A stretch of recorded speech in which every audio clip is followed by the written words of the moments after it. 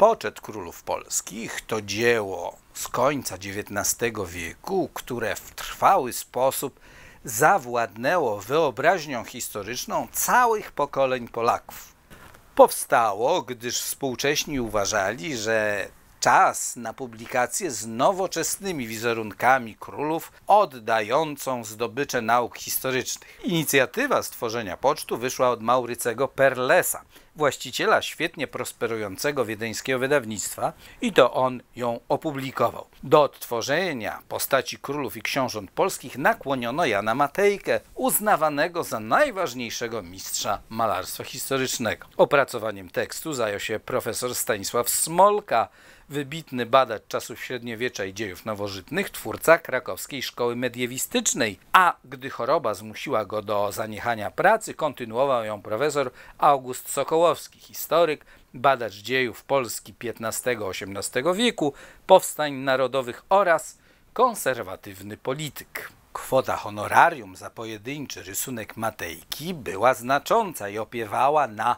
200 zł reńskich. Prace nad rysunkami trwały 2 lata, były one też jednym z ostatnich dzieł malarza. Wizerunki królów, 44 rysunki ołówkiem, oddano następnie szlachetną, trudną techniką heliograwiury, która pozwalała na zachowanie wszelkich niuansów dzieł Matejki. Portrety z komentarzem ukazywały się w pojedynczych zeszytach, a później opublikowano wydanie luksusowe w ozdobnej okładce z chromolitografią Tadeusza Rybkowskiego, przesyconą symboliką narodową. I taki dobrze zachowany egzemplarz prezentujemy. Co ciekawe, same oryginalne rysunki zgodnie z umową pozostały w Wiedniu jako własność wydawcy i właściwie zostały zapomniane. W 1916 roku wykupił je Bolesław Orzechowicz, ziemianin, mecenas sztuki i kolekcjoner. Zagrożone działaniami wojennymi roku 1920 zbiory przewieziono ze Lwowa do Krakowa i złożono na Wawelu. Po powrocie do Lwowa w 1924 roku pokazano je publiczności. Ostatecznie po II wojnie światowej stały się częścią zbiorów Muzeum Narodowego we Wrocławiu. Jest to jedno z najważniejszych wydawnictw historycznych w naszych dziejach.